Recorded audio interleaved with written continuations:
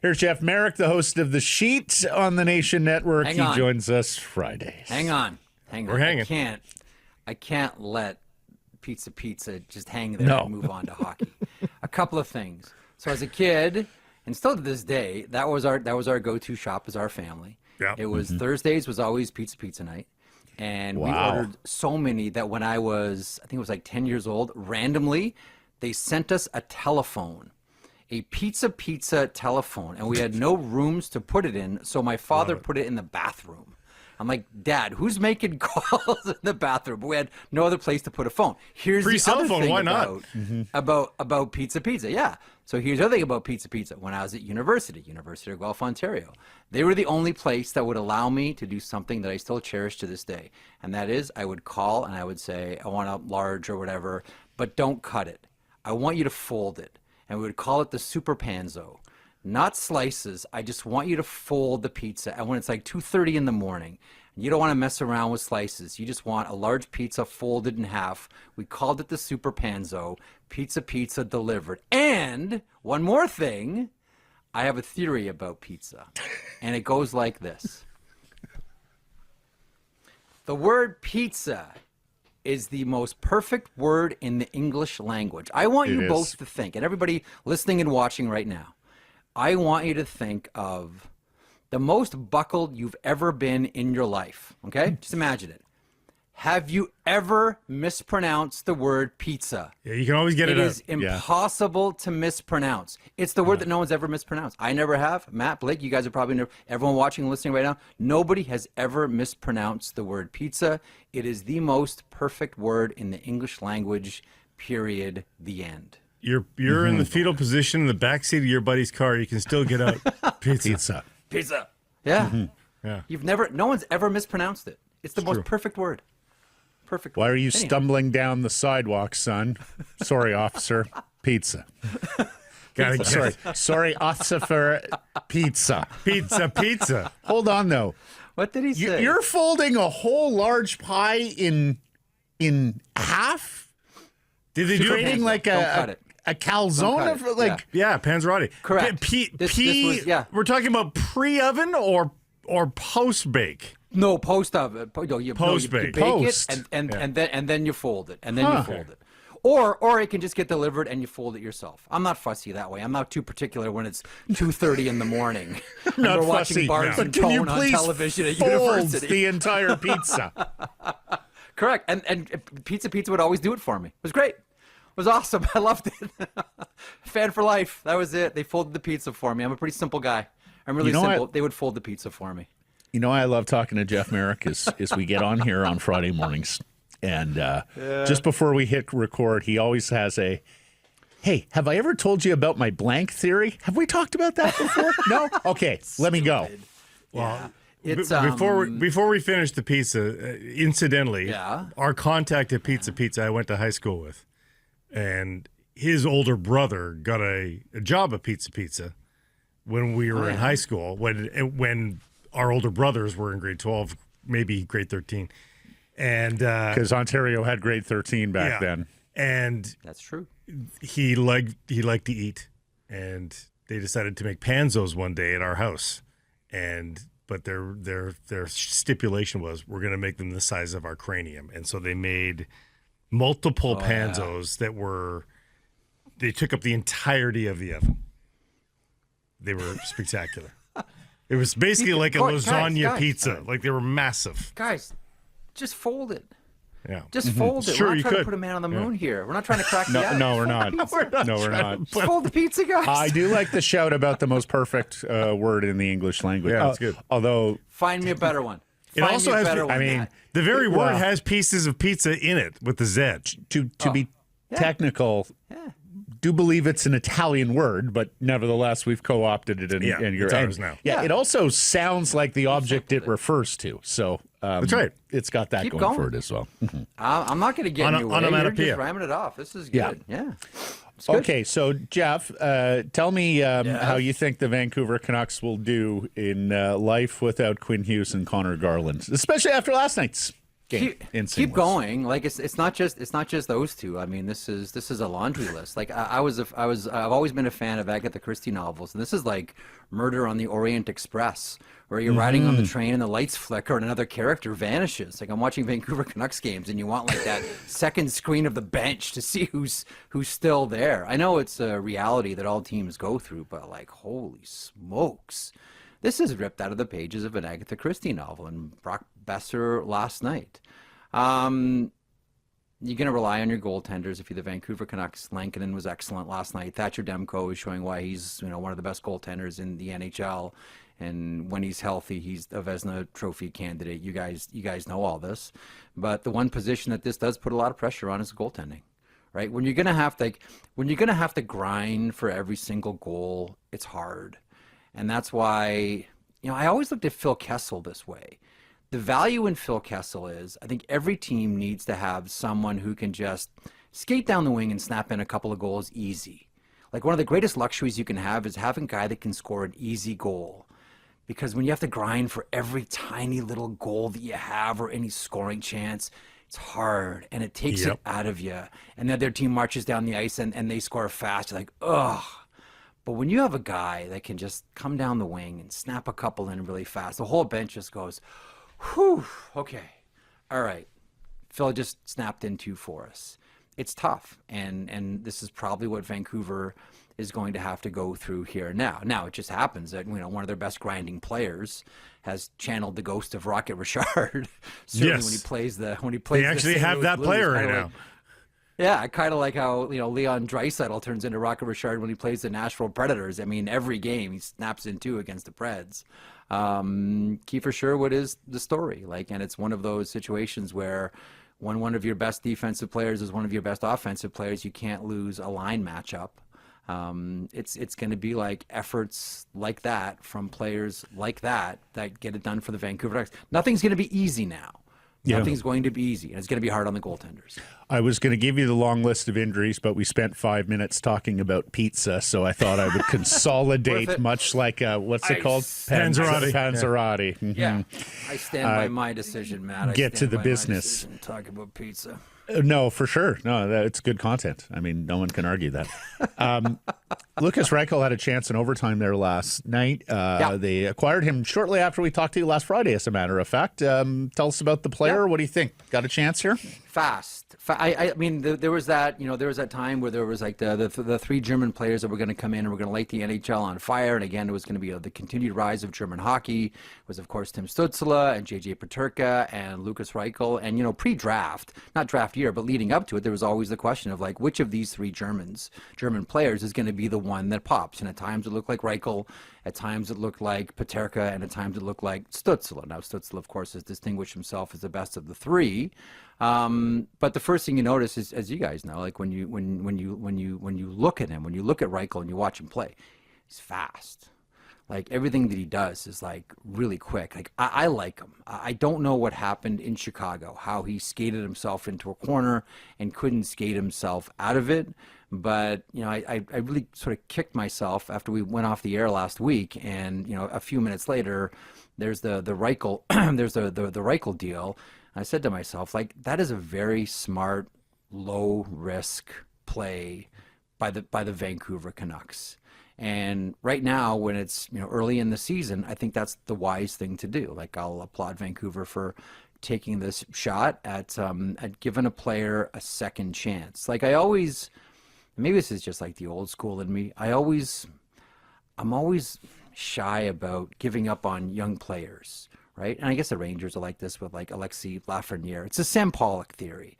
So Sam Pollock's theory was never give up on a young player until you're 100% certain.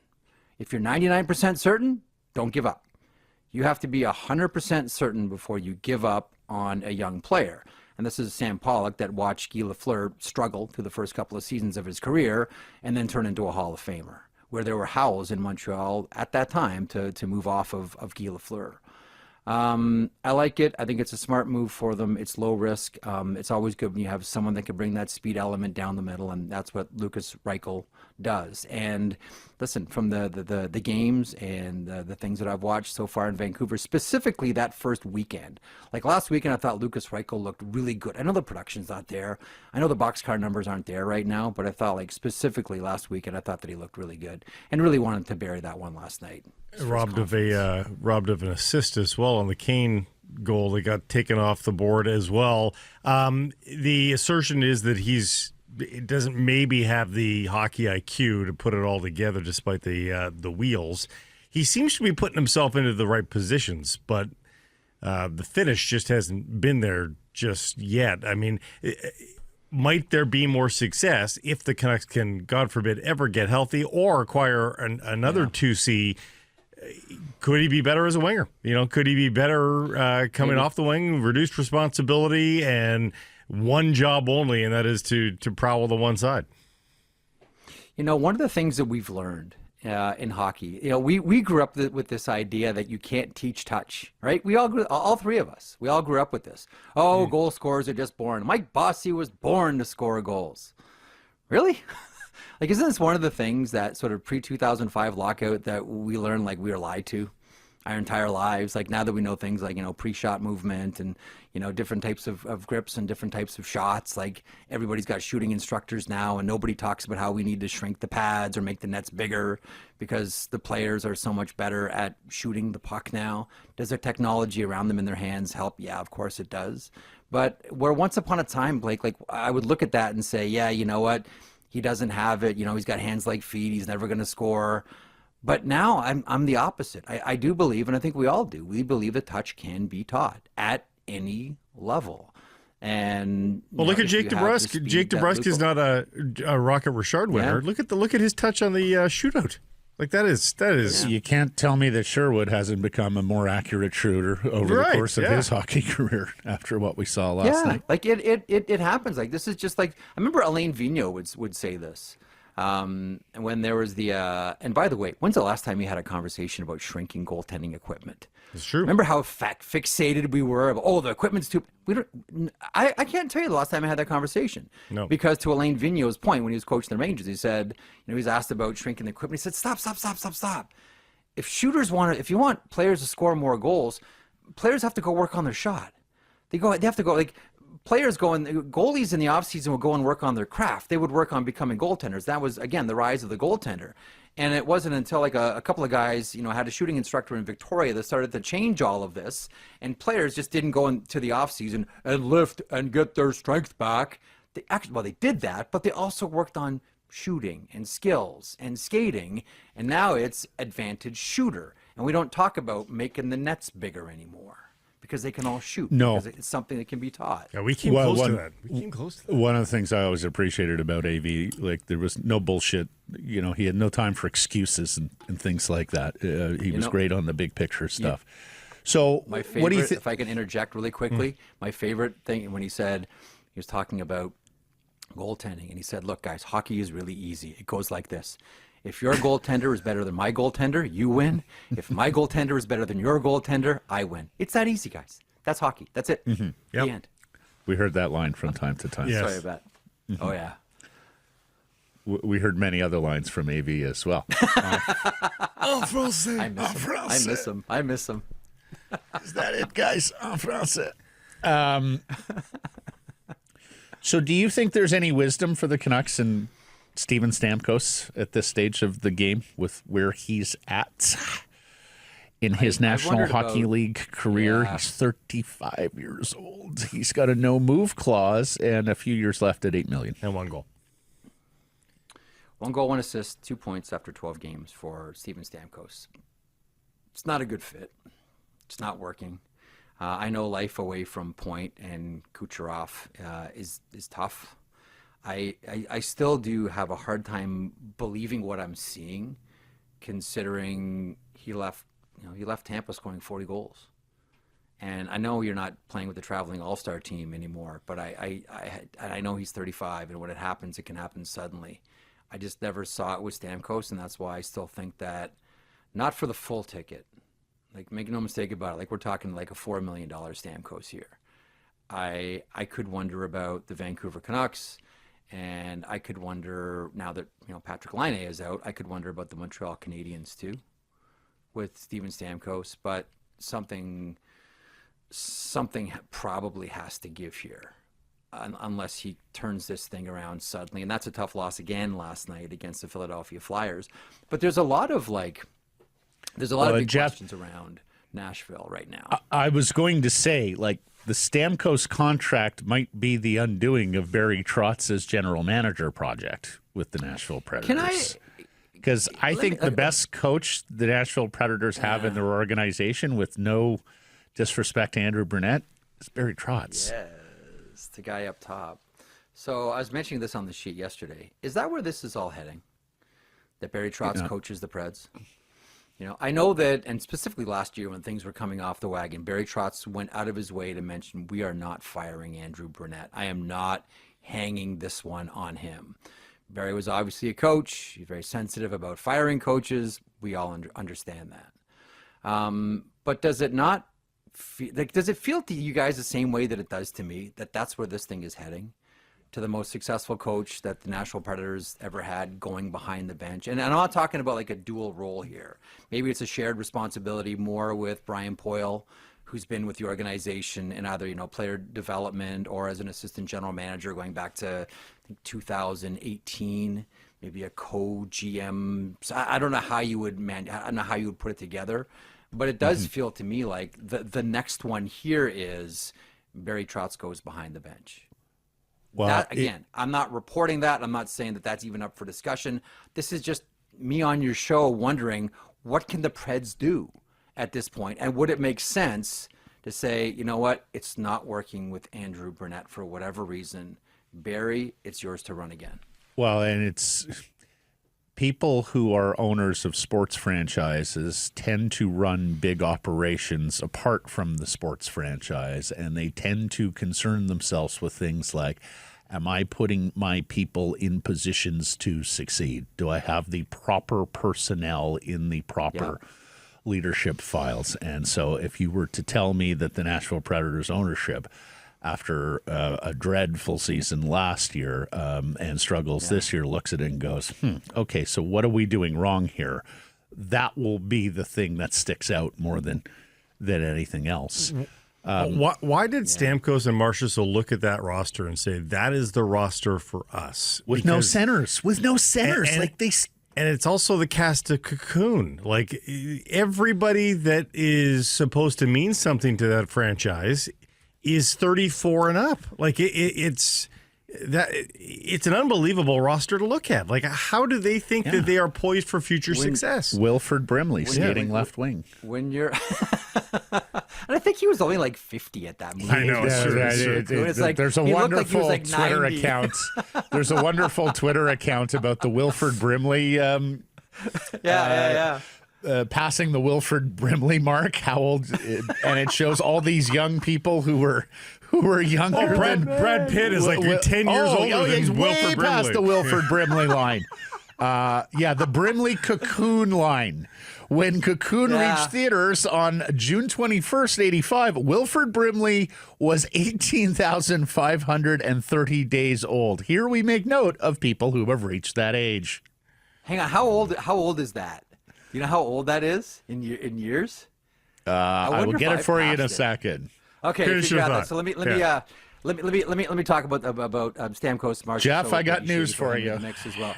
Oh no, it's 50 years, 0.76. He was 50. Yeah. Blake, I believe you've passed the Wilford Brimley. Oh, I've passed it. I still got a ways to go, Mike. We're still safe. I'm feeling so good about myself right now, boys. Seriously. This is a tempo. I'm going to run a marathon after this hit, boys. I'm feeling really good about myself right now. Okay, Stamkos and Marchessault. Yeah. One, I think that Nashville is a very attractive place to live. First of all, it is a first-class organization. It always has been. Going back to their inception, they've always populated that organization with really good people. It's an attractive place, and players will all tell you this. Like, you were treated so well in Nashville at every single level. Even as a media member, they've always been a delight, first class to work with. There are a lot of attractive things about living there, and as the team continued to grow and get better and better, it became even more attractive. There is the state tax issue as well, which makes it more attractive to players. And I can't necessarily speak to Stamkos on this one issue, but with someone like Marchessault, and the other team that I think he was considering was the Anaheim Ducks. I think those were the main two, was Anaheim and Nashville. He has kids that are high-end hockey players. And not to say that the Junior Ducks organization isn't a high-end minor/youth hockey organization, because it is, but Nashville has really put together, much like, listen, Kiefer Sherwood came from, the Ohio Blue Jackets AAA organization, and that's a great one that Doug McLean helped start when Columbus came in on the scene. But I think that was part of the consideration for Marchessault. And this is one of the things that we never take into consideration with veteran players when they choose markets, players that have kids. Generally, those players, those young kids, are good players. They got the genes, they have all the access to equipment and ice time and training and all these types of things. So it matters. Like, can my kid play high-level hockey here? And that is one of the boxes you check when you join the Nashville Predators. The Junior Preds organization, there's two organizations that run next to each other. It's a really healthy youth hockey environment. I would have to think that would have been part of the consideration for Jonathan Marchessault as well. But you're right, like, you look down the middle as far as being competitive, and I'm not sure whether Stamkos looked at it and said, well, maybe this is my return to the middle. Maybe this is Steven Stamkos going back to center. I don't know. But there are, I do understand players that want to go there. Great place to live, great organization, and great for kids, specifically those that play hockey. Ryan O'Reilly, incidentally, is having a decent start to the season, guys. He's no new move clause. Now, obviously he's wearing a letter there, but, if the Canucks were looking for second-line help, I mean, I know people poo-pooed Ryan O'Reilly, too old, too slow. He's only got a year and a half left on this contract. It's not the biggest risk. Quite digestible, and he's younger than Stamkos. I always think of the old line, too old, too slow, too good. That's Joe Pavelski. Yep. We always say about Joe, he's too old, he's too slow, 45 goals. Yep. Too old, too slow, too good. Okay, big question. Big question. Important question. Yeah. Oh, all right. And I guess it's a little different for you guys back east because the game starts at 8, and if your kids are young enough, you can certainly be done the trick-or-treating and in front of the television for the World Series game. But game 6 or trick-or-treating, what's your plan tonight, bro? I got a third option. My kids got practice. Oh, Halloween practice. 2 kids have bailed. This is my 13-year-old, or as Matt likes me to say, my 2012. He's got practice, and so I think all the parents will be in the saloon at the rink. We're at Westwood, for those of you who know the Toronto area, in the West End. We're at Westwood Arena, so all the parents will be there, and will probably drag their kids into the bar to watch it. We're going to try to scoot home to catch as much of it as we can. But now that is parenting. I will be drinking bad coffee, sniffing Zamboni fumes. Hey. That is my night. Hey, 2012, find me in the bar after you get changed, all right, son? 2012. My 2012. You know you're a hockey guy when you refer to your child who has a name as my 2012. Before you go, we have to update your New York Islanders file. Because you talked about Cal Ritchie. Okay. He almost made his NHL debut last night, but he couldn't get to the ring. Cal Ritchie file? Because first of all, the Islanders fans on Twitter did not take this well. His flight was delayed because of weather. Couldn't get there. But all this is because of Barzal. So let's focus on that as we try to help out Jim Rutherford and company here. Oh, no.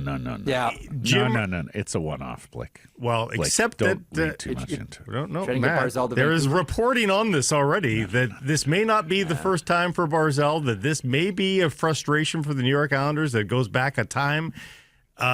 Is this the kind of thing that could corrupt a relationship there on Long Island? I don't know that they would choose Patrick Waugh over Matthew Barzal if it came to it, though. Mm-hmm. Right? Normally, when you have these types of situations, the manager needs to make a decision here. If it comes down to coach or the player, sometimes coach wins that. We've seen it before. Sometimes the coach wins it. Generally, the players tend to win a lot of the wars. Yeah. Well, what if the player So is pretty upset about the action is more the question I'm asking. Oh, that's interesting. I think that's baked into the pie, though, right? Like everybody knows it at this point. Do they, though? You're late. When's for the last time anything, this has happened? practice, the bus. Yeah. Broken alarm clocks happen. I don't know that that's going to lead to Matthew Barzal storming out.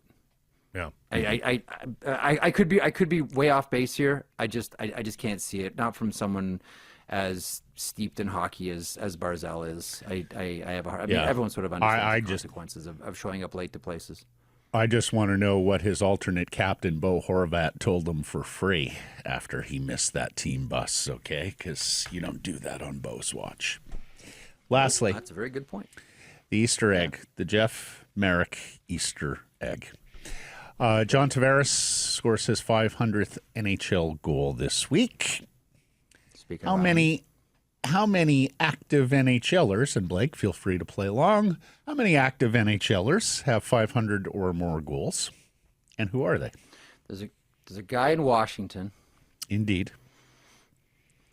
Who, by the way, is one goal shy of 900, everybody. Will be the first 900 goal scorer in the National Where is Hockey League. Stamkos at? Stamkos, very good, Blake, 583. Yeah.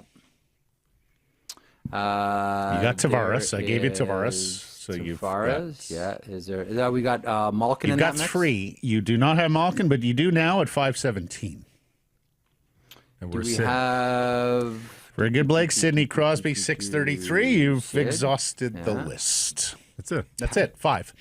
Patrick Kane is 6 away. Really, eh? Mm-hmm. I was going to say, what about Kane? The injured Patrick Kane. Is Patrick Kane on that list? No, Patrick eh? Kane is just shy, should get there at some point in November, I would think, if not in December. Can I mention one thing? Can I mention one thing? Speaking of John Tavares and previously the New York Islanders fans treated me like John Tavares on social media this week. Yes, they Oh did. my God. For the Cal Ritchie conversation. It was we like, told I was Mike- getting speed bagged. We No, and told listen, Mike listen. it was a pretty No, slutty no. caption on Mike's part. We have No, already no. admonished him for that. No. I will not do that. No. Mike, good for you. That's fine. Put the cheese in the trap. I get it. That's how you catch the mice. That's totally fine. cheese I in the get it. trap. No problem. But like, Who's I gonna thought, cheese the like, trap? We started talking about pizzas. We might as well end on cheese. Now we're finishing it off talking about cheese. I know people don't tend to not get past the headline. I just want to say thank you to the people that originally, because listen, we all live our lives publicly, right? Like you gotta understand. Like I understand that if you stick your head up above a crowd, someone's gonna throw a stone. I get it. That's fine. Get it all day on Twitter. No problem. That's it's the line from The Godfather. This is the business we chose. So I understand that. I just want to say thank you to all the people that initially flamed me for it, and then went and actually watched the video and came back and said, "Oh, okay, yeah, maybe I should have." There were a few of them who double said, barrel on you. I saw one who went, "I'm such an idiot. I didn't listen to the clip or read the captioning. I'm sorry." Incidentally, on the Easter egg, the current superstars are 100 away. Austin Matthews, Leon Draisaitl, 407, 406. Pasternak? So. Yeah. Pasternak, same thing, 398. They'll get there. 100 away. Bonus points. Where does Dave Andrechuk rank on the all-time goal scoring list? He's got 640. Oh wow! You're looking this I'm up. not. He's got 640 on What the does he nose. have? Does he really? There's you no ser- fucking way. I- You must have a Blake, page. I've got Mike, active. check his I've got damn active machine. only. This is active. 640 is correct. Where does that rank? Okay. 7th. Jeff? Lower than 7th. What does Fifth. lower mean? No. Higher than 7th. Oh, 10th. 15th. Is it really 640? 50? Okay, hang on a He's second. the next guy Hang on, Crosby catches. there's- Think of the career that Sidney Crosby has caught. Dave Andrechuk on Halloween 2025 has more goals than Sidney Crosby. Here's what I want to know, and there's no answer to this, nor will there ever be. But just imagine all of you who remember Dave Andrechuk and how he played and how he scored his goals. If you took every single one of Dave Andrechuk's goal and measured how far it traveled until it crossed the red line and put it all in a straight line, would it be the length of a rink? Yeah. Not much. It's a great longer. question. Come on. Not much longer. Would it get you around the block? No. He would just be like in the blue paint jam. Like, listen, that's hard because you got in Dave Anderchuk. I'm sure every time he rolls out of bed, he feels like all those goals that he scored on my back. But like, he was the master of like the 1.5-foot goal. Tim Kerr, Dino Ciccarelli, Holmstrom, all these guys. Yeah, but Dave Anderchuk was like that. When he planted his stick in front of the net and bent over, You weren't like, moving there was it. No, moving that guy. No. You weren't moving him. Not moving him. Great hit. Thank you for this. Enjoy Halloween, the baseball, and the 2012 practice and the bar after. See ya. 2012. I love it. I love it.